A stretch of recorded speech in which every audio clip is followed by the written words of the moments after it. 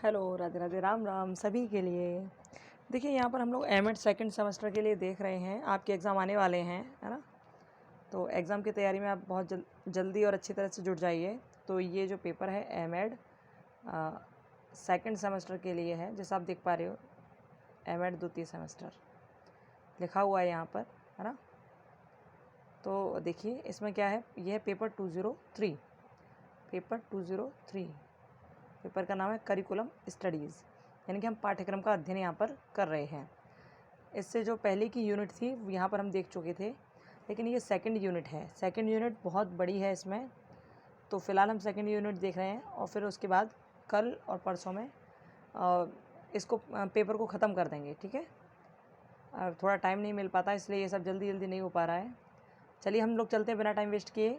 ध्यान रहे, M Ed second semester का है ये पेपर 203, जिसकी पहली यूनिट हम लोग कर चुके हैं और 204 पेपर पूरा हम लोग कर चुके हैं, ये ध्यान रखना, ठीक है। ये 203 है, इसकी पहली यूनिट कर चुके हैं। ये सेकंड यूनिट यहाँ से स्टार्ट करते हैं हम लोग। आज यहाँ से सेकंड यूनिट स्टार्ट है, तो आप लोग देख लीजिए। इसमें पूरा पाठ्यक्रम के बारे में बताया सब कुछ, ओके। तो आप इसका स्क्रीनशॉट लेते जाइए और आगे बढ़ते जाइएगा।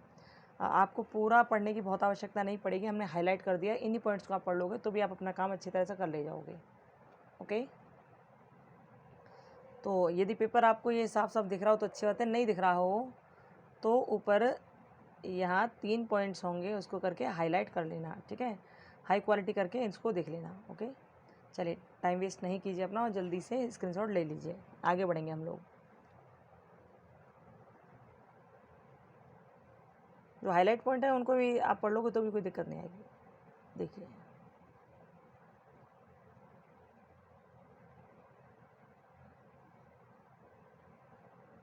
क्योंकि ये इस पेपर का नाम ही करिकुलम स्टडीज़ है, यानी कि पाठ्यक्रम का अध्ययन। तो यहाँ पर पाठ्यक्रम से रिलेटेड जितने भी प्रश्न बन सकते हैं, जितने भी यहाँ पर टॉपिक हो सकते हैं, जितने भी हेडिंग्स बन सकती हैं, वो सब इसमें है, इस वाली किताब में है, ओके।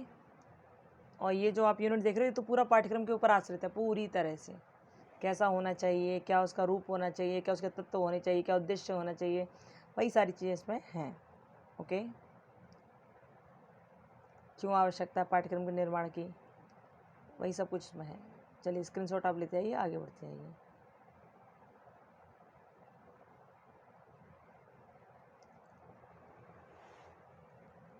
आप ये हेडिंग्स भी पढ़ लोगे ना तो भी आप आराम से आंसर कर ले जाओगे, कोई दिक्कत नहीं आएगी आपको।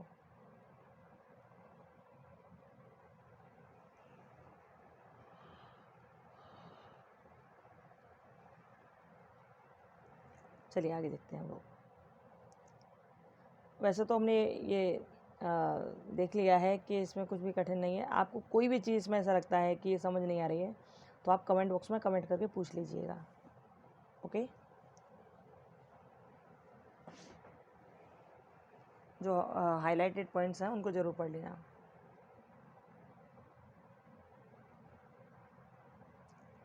चलिए चलते हैं, आगे बढ़ते हैं।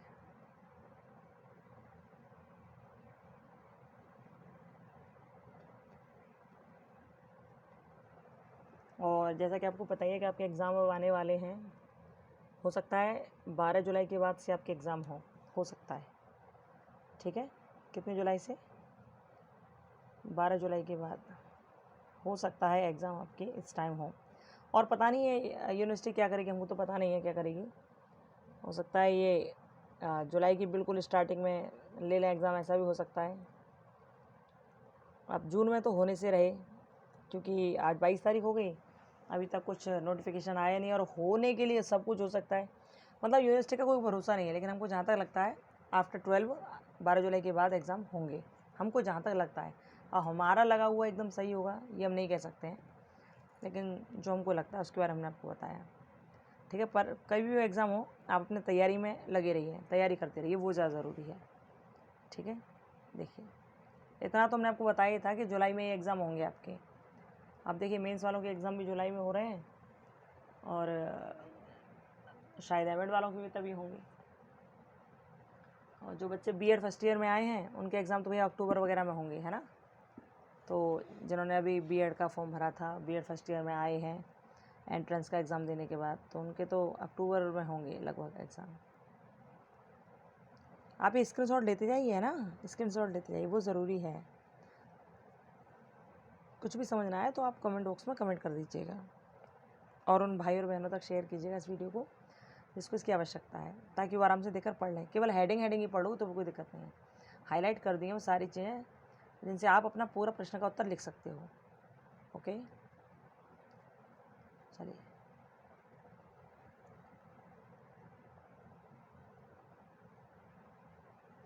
ये एकदम सादा पेज है ना, इसलिए इस तरह की इस पर लिखाई आती है, बहुत एकदम क्लियर लिखाई नहीं आ पाती है।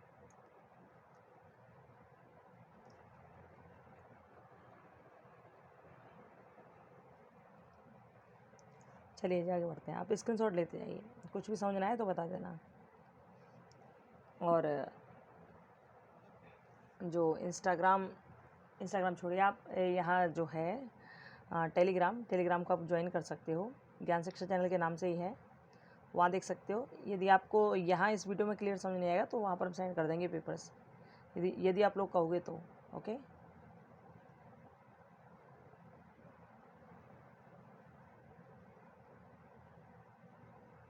हम ज़्यादा टाइम इसलिए नहीं दे पाते, थोड़ा सा बिजी हो जाते हैं, इसलिए ज़्यादा टाइम दे नहीं पाते चैनल के लिए।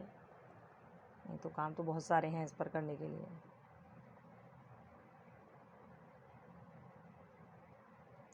स्क्रीनशॉट आप ले जाइए।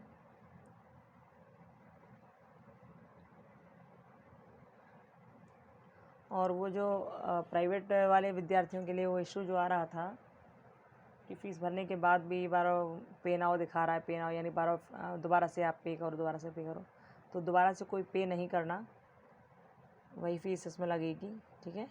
नहीं तो आपके पैसे लौट आएंगे, इतना हो जाएगा बस। देखिए एकदम क्लियर पेज है ये वाला, तो है। स्क्रीनशॉट ले लीजिए, आगे बढ़ते हैं हम लोग। चलिए देखो सही दिख रहा है क्या?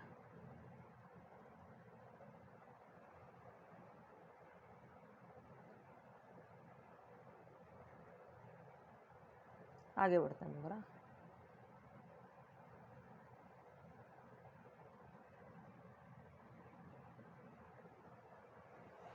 आप एक एक बार भी रिवीजन कर लोगे, एक बार भी पढ़ लोगे तो भी कोई दिक्कत नहीं आएगी आपको, तो भी आप आराम से कर ले जाओगे।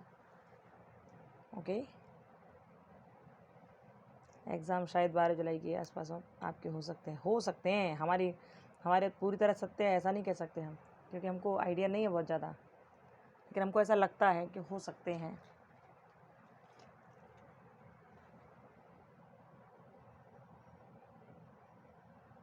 चलिए जी आगे बढ़ते हैं हम लोग।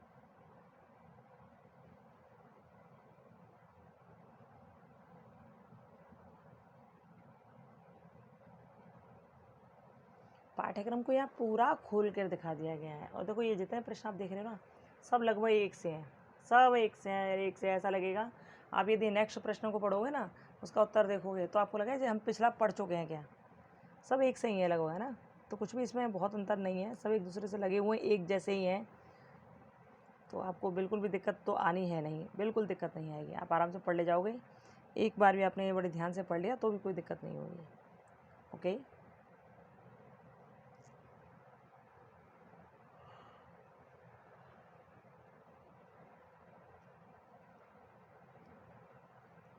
देखते जाइए और पढ़ते जाइए या फिर स्क्रीनशॉट लेते जाइए।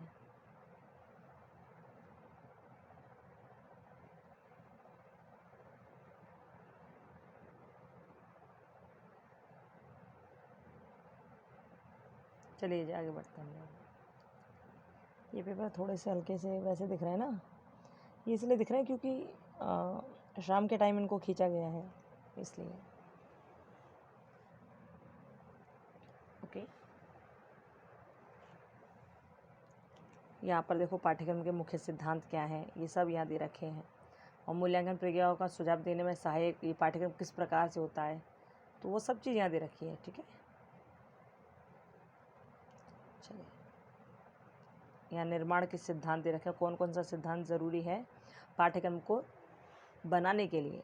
तो बता दिया भाई आपका पाठ्यक्रम ऐसा होना चाहिए जो बाल केंद्रित हो, जो समुदाय केंद्रित हो, जो फ्लेक्सिबल हो, जो ऐसा हो, इंटीग्रेशन जिसमें प्रदर्शित होता हो, ऐसा होना चाहिए आपका पाठ्यक्रम। पाठ्यक्रम यूँ नहीं आपने कुछ भी ऊल जलूल उठा के डाल दिया, कुछ नहीं, ऐसा नहीं होना चाहिए। ऐसा हो जो सबके हित की बात करता हो, ऐसा हो जो व्यक्तित्व का विकास करता हो, ऐसा हो जो समुदाय को ध्यान में रखकर बनाया गया हो। तो वही सब चीज़ यहाँ पर हैं। ठीक है,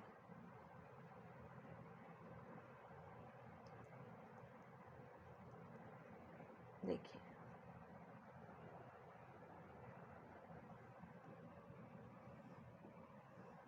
ध्यान से पढ़ लीजिएगा।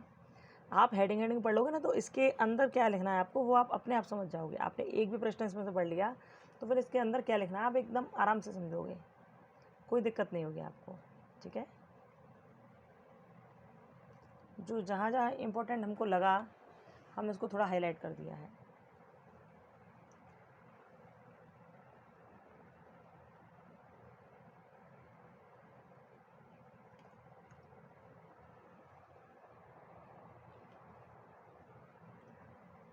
चलिए जी, देखिए इसको, देखिए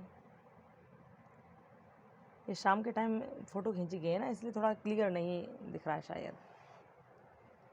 देखो आपको शायद क्लियर दिख रहा हो।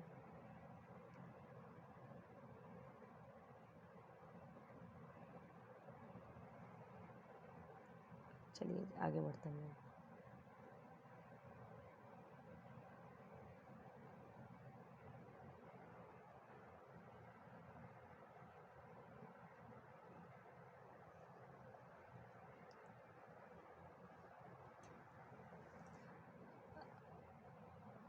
और उन बच्चों तक पहुंचा दिया करो जो इस क्लास में पढ़ रहे हैं, क्योंकि बहुत बच्चों के पास बुक्स नहीं है अभी। यदि आप उन तक पहुंचाएंगे तो उनका भी थोड़ा हेल्प हो जाएगी। ओके, तो आप देख लीजिएगा। अब देखिए पाठ्यक्रम विकास के अन्य सिद्धांत दे रखे हैं, तो अन्य सिद्धांत कौन कौन से हो सकते हैं वो सब यहाँ बताए गए हैं। ठीक है,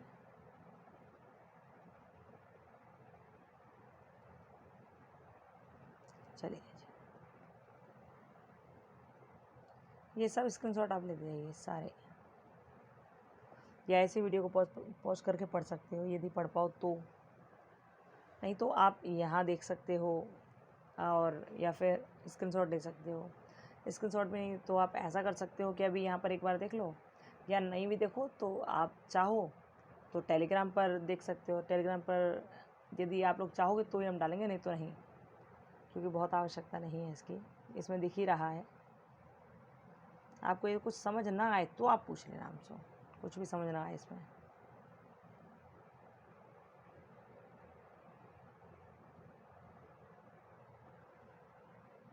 ओके, चलिए आगे बढ़े।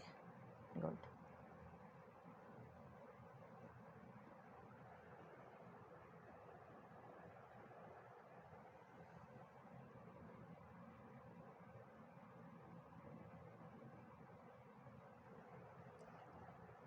आगे बढ़ते जाइए, देखते जाइए और स्क्रीनशॉट लेते जाइए इसका।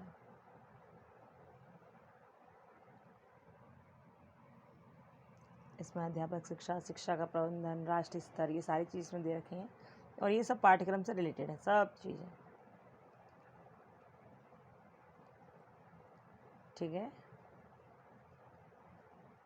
चलिए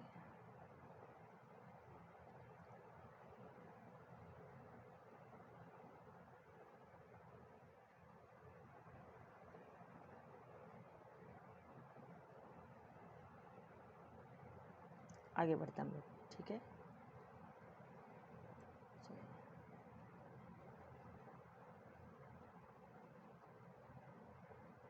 देखिए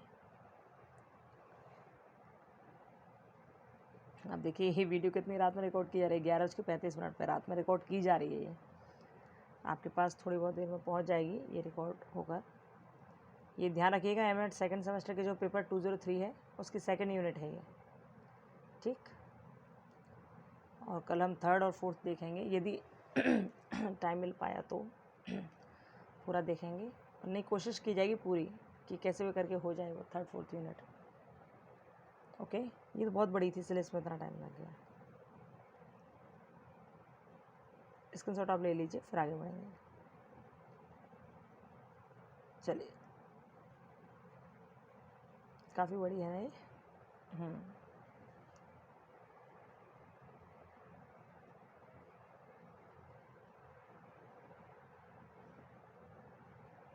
चलिए,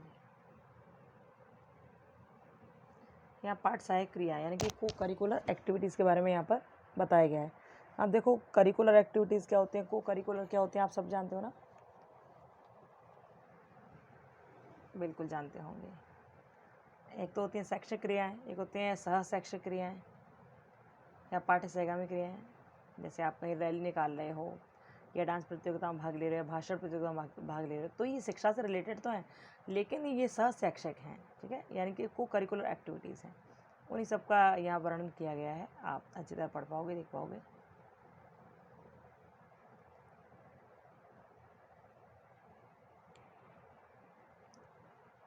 स्क्रीनशॉट ले लीजिए आप इसका भी। नई कोई लाइन समझ आए या नई कोई लाइन क्लियर हो रही हो तो आप पूछ लीजिएगा, ठीक है। चलिए, कैसा दिख रहा, कैसा ही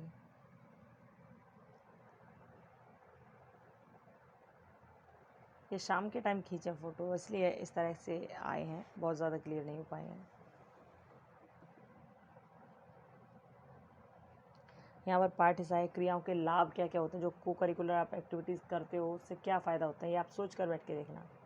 वो सारी चीज़ें जो आपके मन में चल रही हैं ना, वही इस किताब में आपको नज़र आएंगी, वही, ठीक है।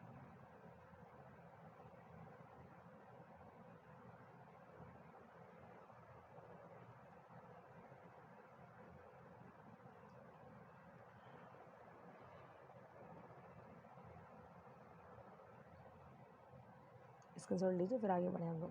देखिए, बस ये वाली यूनिट अब ख़त्म होने वाली है और फिर इसके बाद हम लोग यूनिट 3rd और 4th को देखेंगे, कल देखेंगे, है ना। तो आप ये देखिए, अब यहाँ पर पाठ्यक्रम को रिन्यू कैसे किया जाए, रिन्यूअल कैसे हो उसका, ये सारी चीज़ यहाँ पर दे रखी हैं, ठीक है, पढ़ लीजिएगा ध्यान से।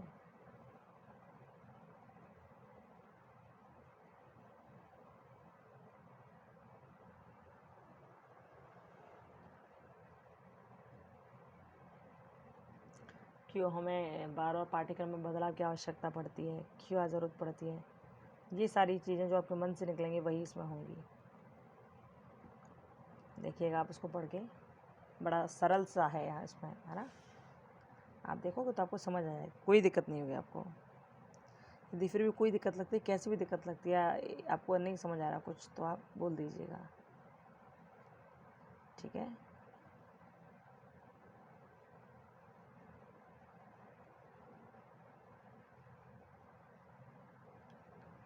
अब यहाँ देखिए, कक्षा में पाठ्यक्रम नवीनीकरण करना है, तो ये क्लास के लिए है, क्लास के विद्यार्थियों के लिए, है ना।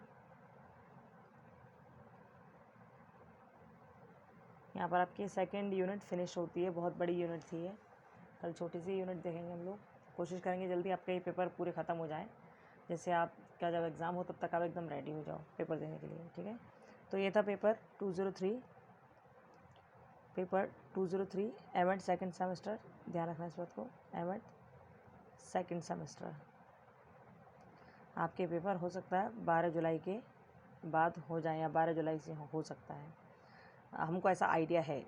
अब हमको नहीं पता कि होंगे या नहीं होंगे, लेकिन हमको ऐसा लगता है कि 12 जुलाई के बाद नंबर आ सकता है आपके एग्ज़ाम का। और चाहे तो भैया यूनिवर्सिटी चाहे तो कल करवा सकती है, यूनिवर्सिटी की क्या है, वो कल भी करवा सकती है, कोई भरोसा नहीं उसका। लेकिन हमको जहाँ तक लगता है, सारी बातचीत करने के बाद हमको जो आइडिया लगा है वो 12 जुलाई से लगा है। अब देखते हैं कब होता है एग्ज़ाम, ठीक है। आप लोग तैयारी रखिए, अब एग्ज़ाम लेट नहीं है आपके, इतना ध्यान रखिए, तब तक आप तैयारी करिए, बस वो ज़रूरी ज़्यादा है, ठीक है। खुश रहिए, मस्त रहिए, अपना ध्यान रखिए, और कोई बात हो तो कमेंट बॉक्स में कमेंट कीजिएगा, और वीडियो को प्लीज़ आगे बढ़ाइए, आपका चैनल है, आपको ही ठीक रखना है, ठीक है। चलिए फिर मिलते हैं, बाय, राधे राधे, राम राम, खुश रहिए, मस्त रहिए, ध्यान रखिए, बाय।